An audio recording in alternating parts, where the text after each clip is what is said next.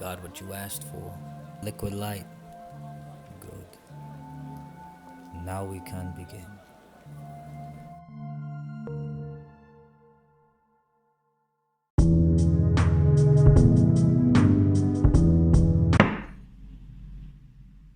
Previously on Tome Alone. I was hired by a vessel manager from the Ward Haulage Limited to investigate who's been skimming from their luxury cargo line, which contains canisters of liquid light. There are 8 2-ton canisters filled with cargo equal to only 7. It appears the workers are skimming from the cargo, but for who and what purpose? I met with Rumi Olmec, the manager of the depot. Completely incompetent, more preoccupied with his luxury office than his cargo. He gave me his office to begin the questioning of his workers, and in his absence I checked his computer. I discovered he'd hidden the truth from his employers and the owners of the outfit. He appears to need this job done quickly and without them knowing. I noticed his filing cabinet, but it was locked by a scanner code when I reconned earlier hanging from Olmec's lanyard, something I might have to come back to later. The first worker I interviewed was Jan Adis. He knew only too well of my reputation and proceeded to confess the whole thing. He was lookout while the robbery took place during a shift at the depot. Confirmed Georgia O'Keefe and Hans Mandrake siphoned the liquid light they planned to sell to some art dealer named Ellen Kruger. Of course, O'Keefe and Mandrake are nowhere to be found this morning. Both called in sick to work. The second worker's name's Bosch. He confirmed his suspicions that the 3 robbed the liquid light during their shift. Also confirmed there must have been someone else helping them. They're too stupid to do it themselves. Perhaps someone in security. The third worker, Felix Hull, informed us that Georgia and Hans were not great workers, being reckless when around dangerous materials. Talked about another job, leaving this depot behind.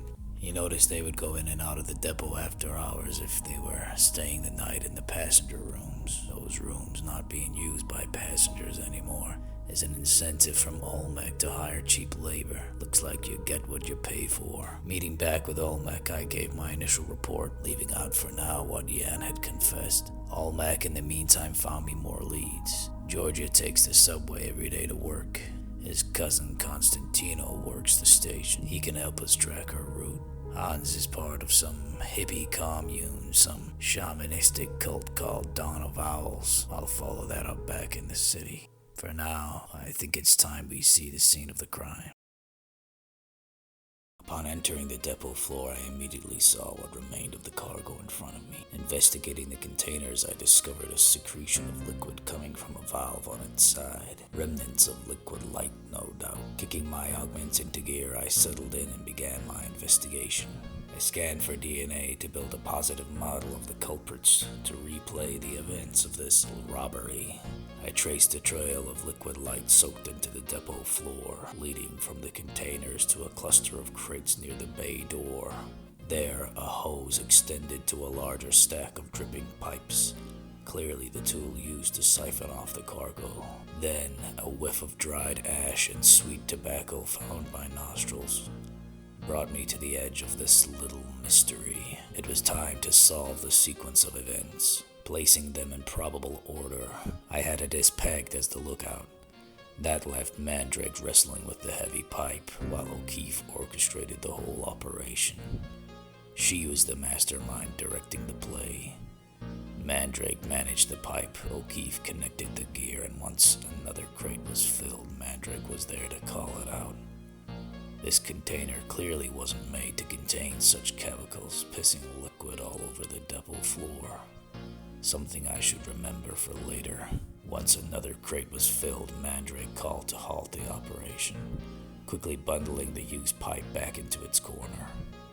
While returning to their tasks, the nervous energy from Adis likely didn't help, suggesting they might have gotten sloppy in their haste. He would be their patsy if they got caught. Something about these containers didn't sit right with me. They were heavy and would require more than just Mandrake's strength to lift. My eyes caught the outline of a lift, possibly leading to the depot's lower levels. Worth a look. But first, a quick word with security. Okay, so that was session one of Tome Alone.